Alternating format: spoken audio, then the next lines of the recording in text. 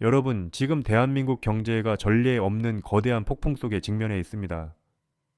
단순히 환율이 좀 오르고 주가가 떨어지는 수준이 아닙니다. 지금 미국에서 날아온 소식들을 종합해보면 이건 마치 한국 경제라는 거대한 배를 향해 정밀 타격 미사일을 쏘고 있는 것과 다름없습니다. 그 정점에는 바로 트럼프가 차기 연준 의장으로 지명한 케빈 워시가 있습니다. 지금 인터넷 커뮤니티에서는 벌써 난리가 났습니다.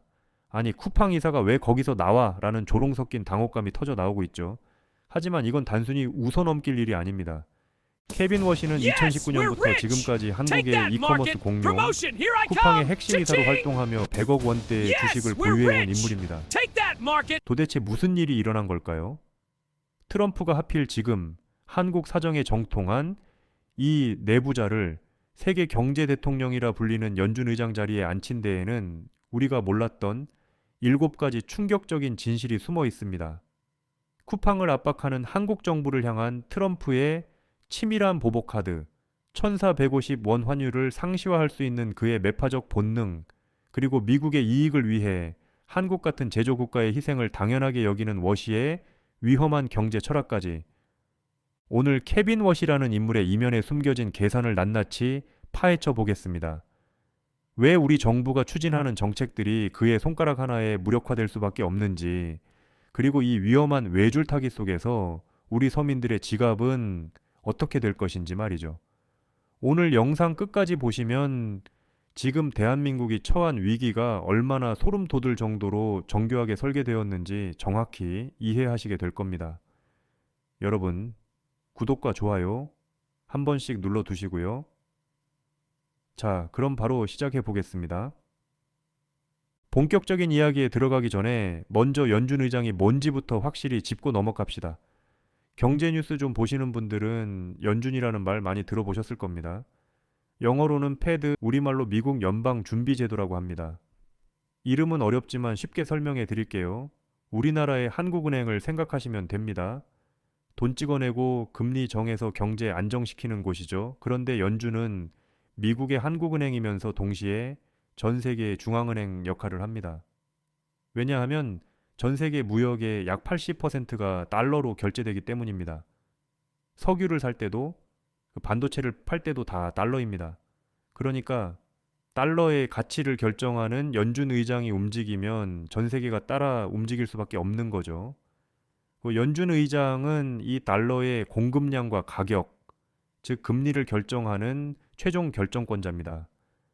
그래서 사람들은 그를 세계 경제 대통령이라고 부릅니다.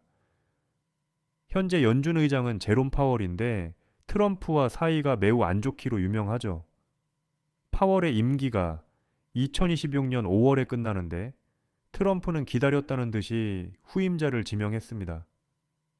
그 주인공이 바로 오늘의 핵심 인물 케빈 워시입니다. 케빈 워시, 그는 누구일까요? 1970년생으로 올해 56살입니다.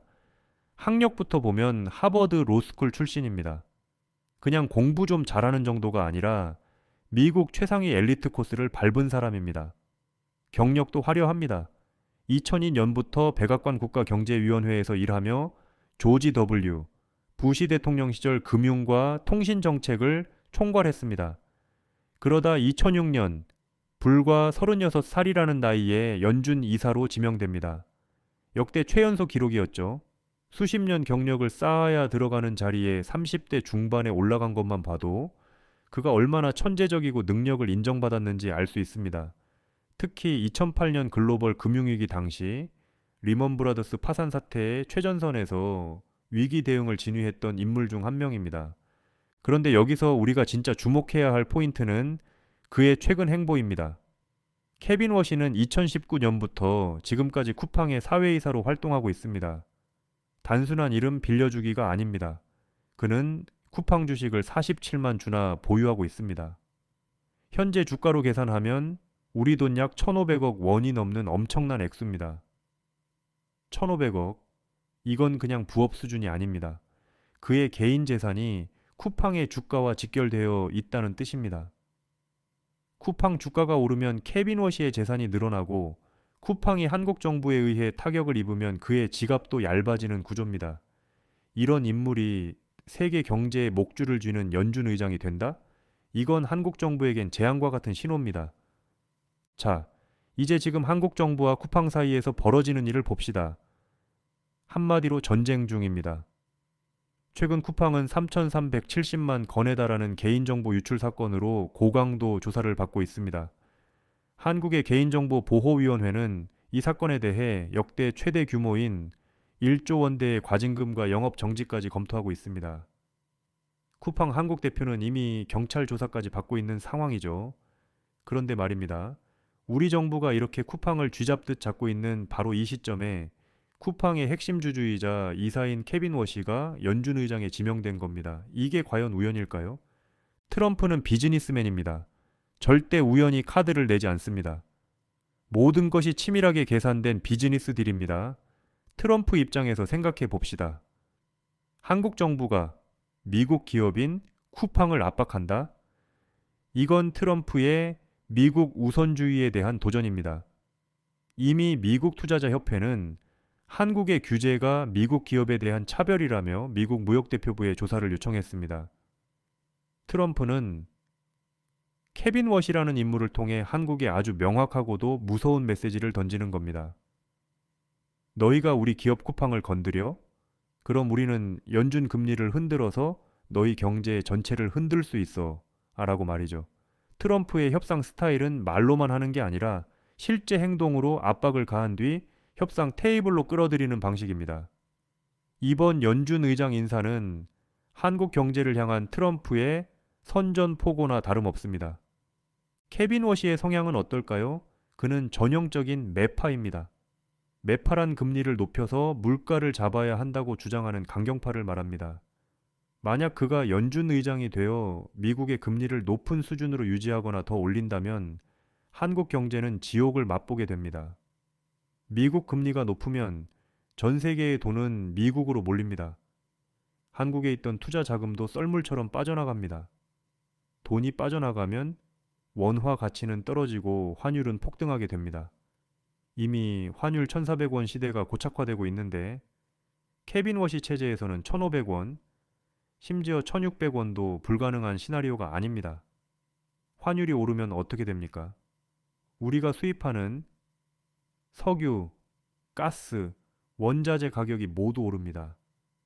서민 물가는 걷잡을 수 없이 치솟고 우리 경제의 기둥인 수출 기업들의 비용 부담은 커집니다.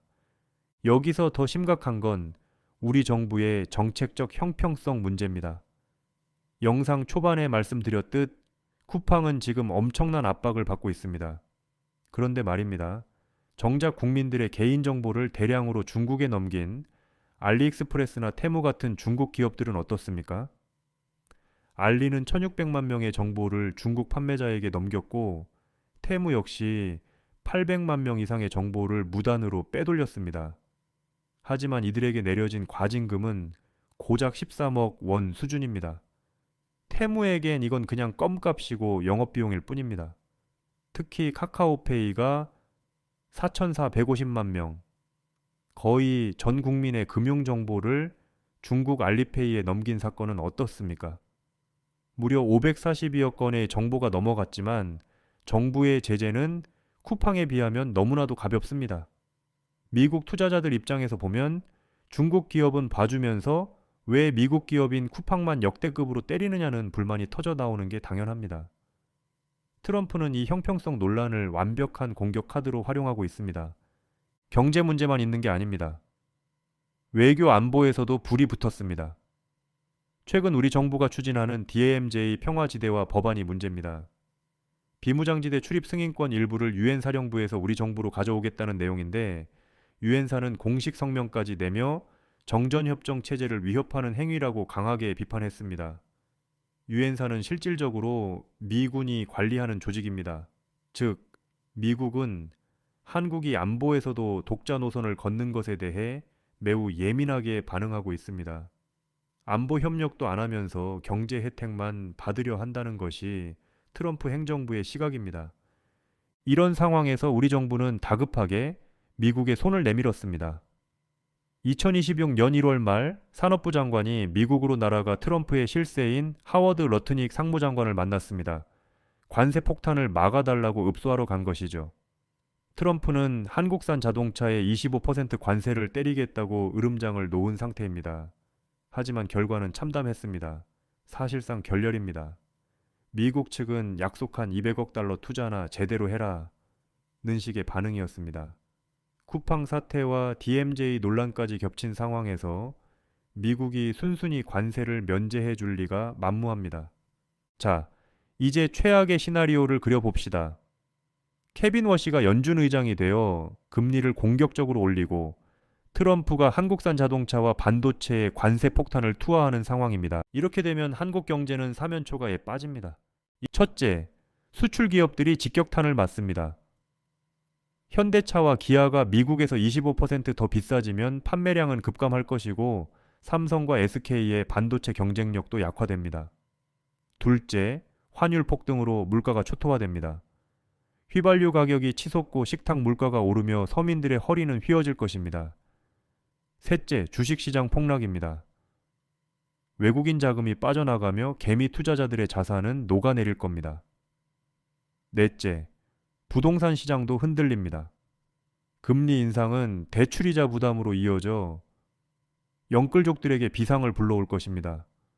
그럼 우리 정부는 어떤 선택을 할 수 있을까요?